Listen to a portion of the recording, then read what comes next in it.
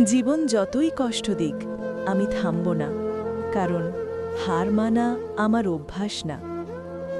বাস্তব জীবন কাউকে ছাড় দেয় না, যে হাসে সেও ভিতরে ভাঙা থাকে। সবাই পাশে থাকে যতক্ষণ না তুমি একেবারে একা হয়ে যাও। কষ্টটা লুকিয়ে রাখাই শিখেছি, কারণ মানুষ এখন অনুভূতি নয়, ফলাফল দেখে। জীবন আমাকে অনেক কিছু শিখিয়েছে, বিশ্বাস করার আগে হাজারবার ভাবতে।